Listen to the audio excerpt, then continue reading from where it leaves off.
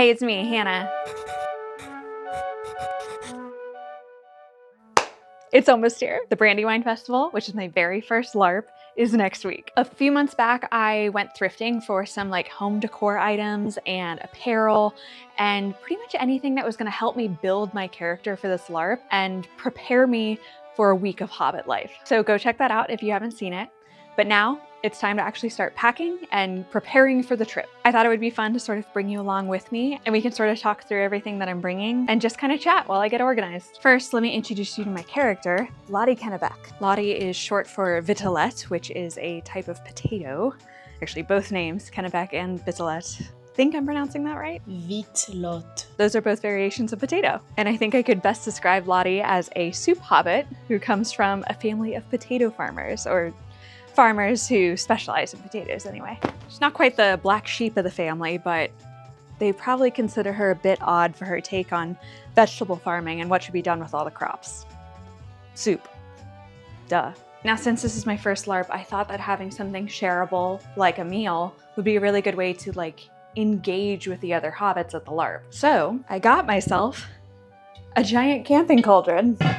We are camping in the in-game area of the LARP, so we're staying in character throughout the entire process. And so I'm basically envisioning myself sitting around the campfire with my fellow hobbits, swapping stories and sharing a few slurps of soup. I'm gonna stick with it. Slurps of soup. Ew, why? I'm also staging my cot so that I know how much space I'm going to have and also how storage is gonna work around and under the cot. Because we're staying in game, I need everything modern and not of Middle Earth to be hidden, completely concealed away, except for you. I'm taking you with me. I won't be able to film while I'm actually at the LARP. I wasn't able to get a media pass, but I still want to make sure I can document maybe end of day diary style, confessional style with some of my fellow hobbits, as well as do some fit checks and share everything I'm wearing. I think what I'm most excited about packing is the apparel and, figuring out exactly what I'm gonna wear each day. Because I only have a few days left, I think it's actually probably pretty important for me to finalize that as soon as possible so that if I need to make or mend anything ahead of leaving, I have time to do that. So maybe I'll do a little Hobbit fashion show now and start planning out my outfits. All right, let's do that.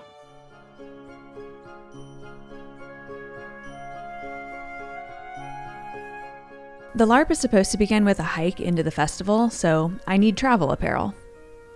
This cloak and hood should work nicely over some Hobbit trousers. Then I suppose a nice corduroy blazer will be easy to slip into for the welcoming festivities.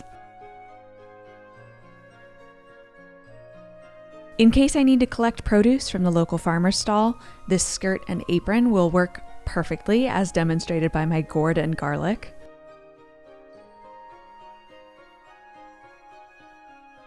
And since this bodice is reversible, I might as well build another pretty outfit for when I'm not shopping for veggies or making soup.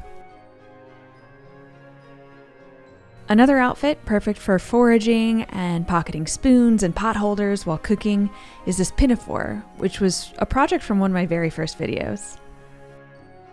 It's still one of my favorites and I found it so useful to wear during the event. And finally, let's bring this pretty number, but I have a few things I want to tweak first. Okay, I think that's pretty much everything that I'm going to pack. There's definitely a few things that I need to get my sewing machine out for. Number one would be adding buttons to any of my trousers that I'm bringing so that I can attach the suspenders to those pants. I also think I want to duplicate this bodice, which I actually made for my first Hobbit picnic that I held 2 or 3 years ago now. I think I do have a video on making this. And I've been meaning to make a bodice or corset or something that I can wear with this dress, which I just think is so darling with the little flower pattern. So if I can find a purple or a green fabric in my stash somewhere, then I will probably try and whip up one of those bodices because they're just so easy to wear and I feel really read Hobbit. I actually think there are a couple different variations. Well, let me find the pattern. Okay, so it's the Butterick 4669 pattern. This, I feel is something that a lot of people will use for their first corset or bodice sewing pattern. And I get why. I think it's a good one. So yeah, I think I will break this out again and try and really quickly throw together another bodice to wear with this dress. Oh, and I have my Hobbit ears that I plan to stick on for most of the events. I like that these aren't quite as like pointed as a normal elf ear. And I keep forgetting that I have them on, so that probably speaks to the comfort level there. So I think wearing them throughout the week will probably be more than fine. Anyway, let's go ahead and get some sewing done.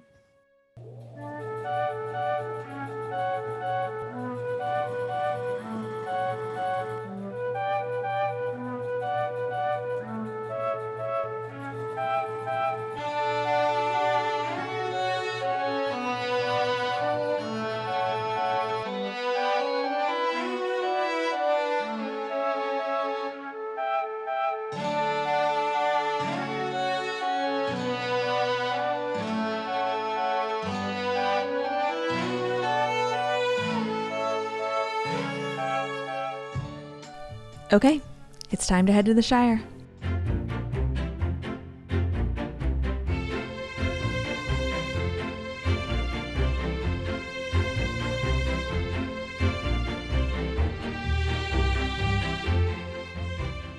We drove through the rainy night to get to Harrodsburg, Kentucky, bright and early on Wednesday.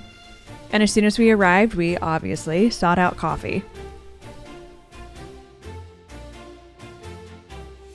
We were still early since the gates weren't set to open until 9 a.m., but we wanted to get there and just be done driving, so we made our way over to Terrapin Hill Farm.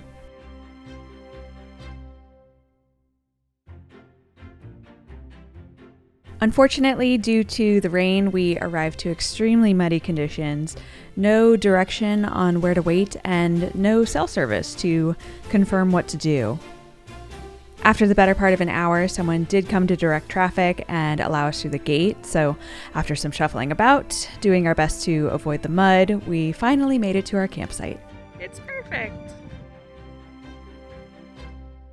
After unpacking all of our stuff from the car, we got to work setting up the tent.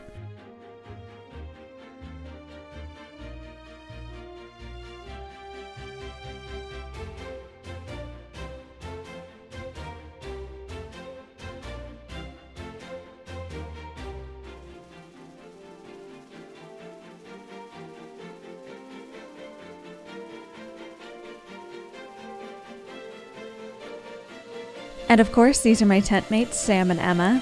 They'll be main characters throughout this video.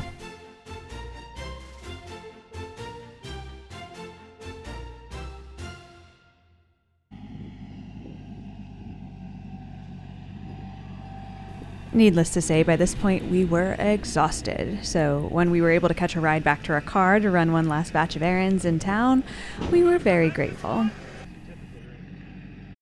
Then it was time to explore the Shire.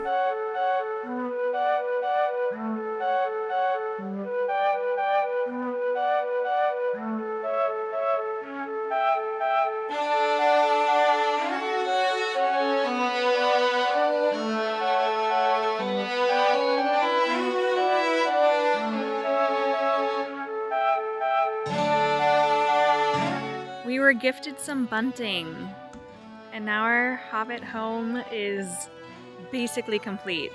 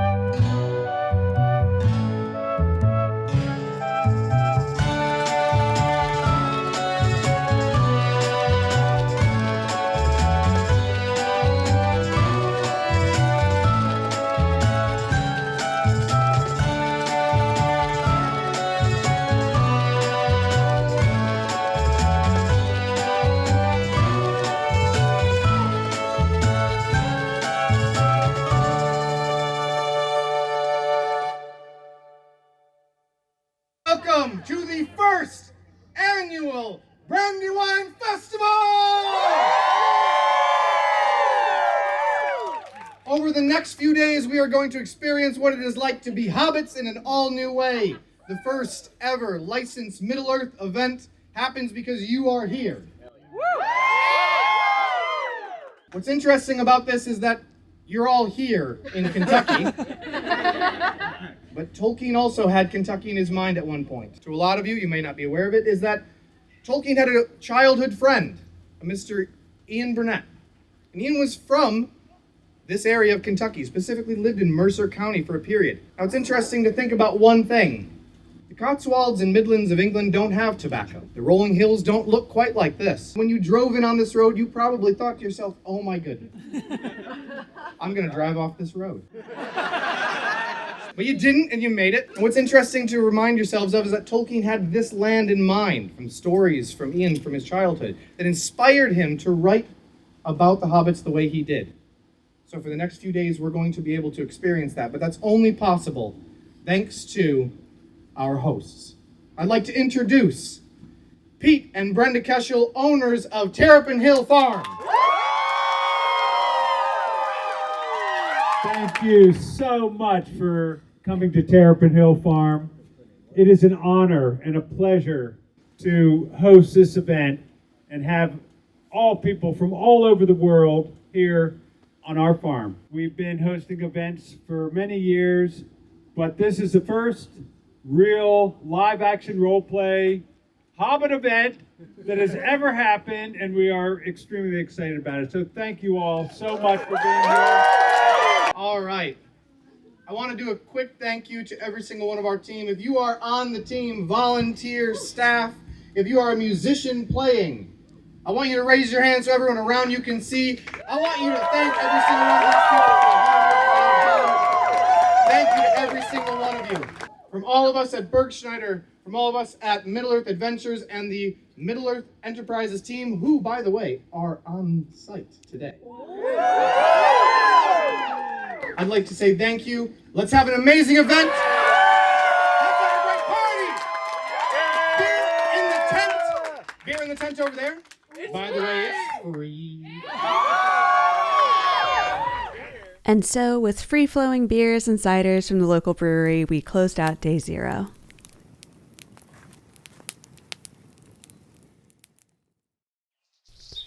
And the next day, we were awoken by the sound of, the privys being cleaned.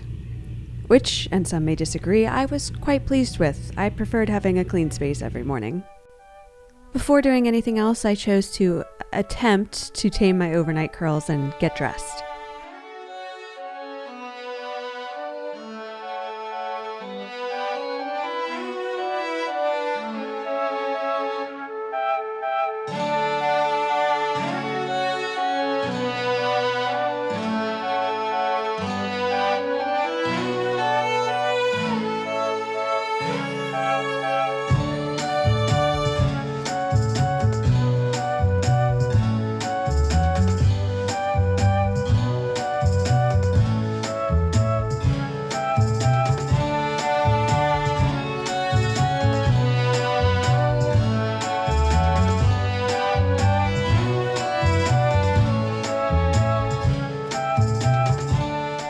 We couldn't find a community fire pit to make some coffee in the morning, and we were getting a little desperate after a long night of driving, followed by a long night of trying to figure out the best way to stay warm in our cots. So we ventured over to the vendors to try and find some warm brew.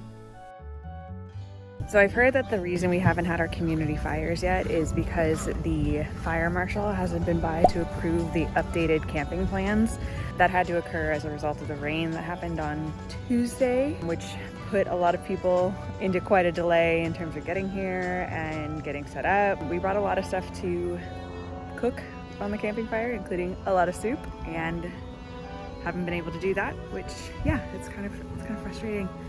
But luckily it seems like everybody's got a pretty good attitude, and, you know, we're doing the best we can considering.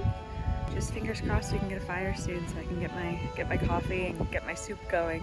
As a silver lining, since I couldn't be stuck in the metaphorical kitchen cooking soup, I got to do some more exploring. And I think it's probably worth saying that while there were a number of bumps in the road for this first-time event, like the fire pits, most of us kind of leaned into it as something for our Hobbit characters to gossip about. It also gave us a chance to build community and help take care of each other while we waited for the delayed amenities to be made available. So with my time away from the campfire, we perused the vendors and got caught up on the missives left on the trees regarding upcoming events and missing items, things that ended up being plot points for the more adventurous hobbits. By the time we got back to camp, we found that the community fire pit had been placed right in front of our tent, so I decided to forego the optional hiking festival entrance, which is meant to sort of kick off the immersion, and instead, I got straight into the soup.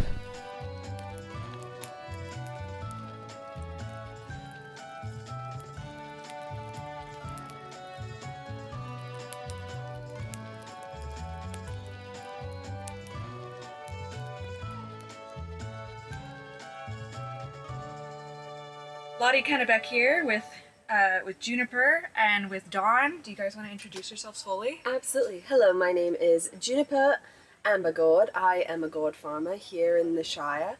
But in real life, my name is Samantha. And then I am Dawn Ambergord, cousin to Juniper Ambergord. I don't do much of the gourd farming, but I do like looking at the stars on top of the Hobbit hole. In real life, my name is Emma. Awesome. Well, we've already had an amazing first couple days with just getting here, getting things set up, and of course the first full day of the festival. What's everybody's favorite part then? Honestly, personally, my favorite part so far has been the community. It feels so... It feels so mushy to say it, but it has really been really great. There's some great people. Amazing cooking around the fire. Amazing talks around not only cooking, but just having drinks with people. It's just a great community. Everyone's so welcoming. 100%. You kind of stole mine, because I was also going to say sitting around the community fire. But also just the work that the Brandywine team has done in order to make this feel like a nice, like, Middle-earth festival. All the little details they've put in of the notes on the trees and the decorations everywhere and the lanterns. Like, it feels very magical.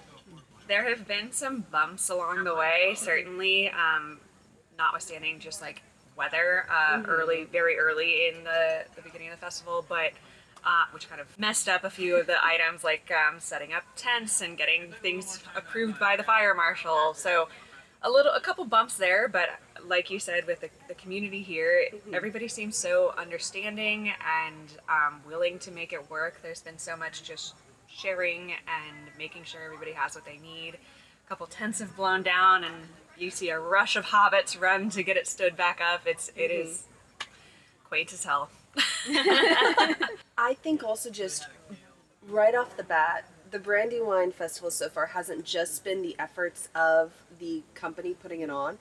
There's also been a great push and pull from the community as well, from the event goers. The event goers were the ones that helped organize the Lantern Festival the night before. Also, every night there's a night market where other hobbits who are not vendors are just selling their wares. You can trade, you can sell. I think that has just been an added part.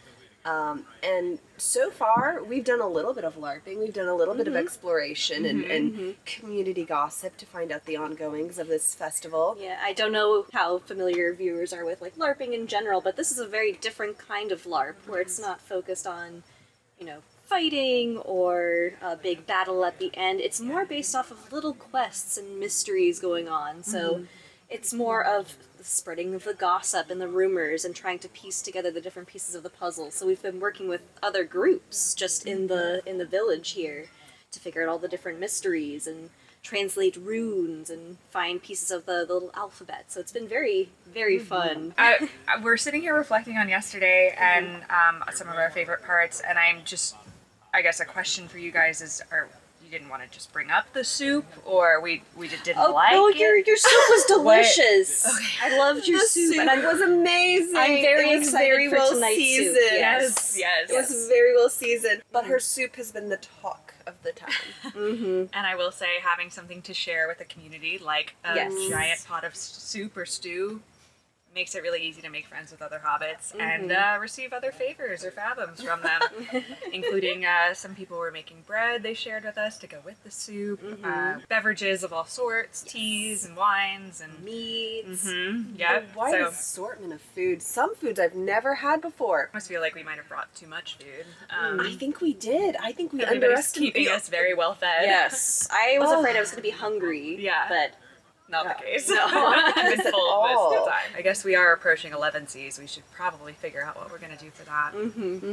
I've heard that somebody has a pineapple upside down rum cake. Oh, sounds like we have a plan. Ready to hop it? Let's go. Okay.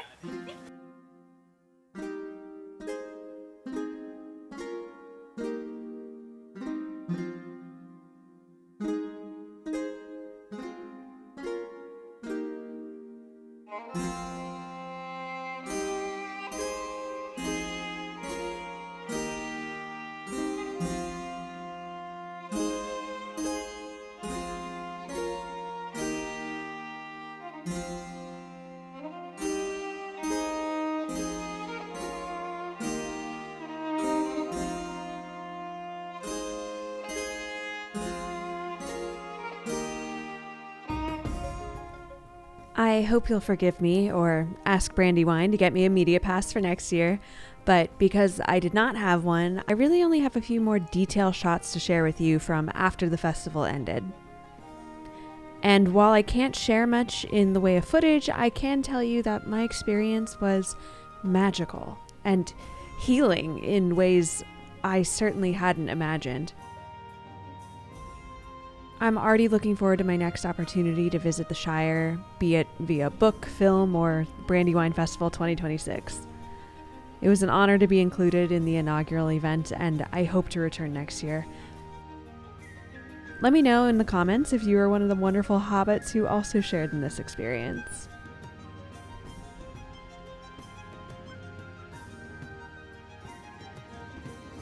I also learned so much about LARPing in general, but I know I still have so much more to learn, so I hope I get more chances like this in the future and I can visit more LARPs. Let me know if vlogging things like this is something you'd like to see more of.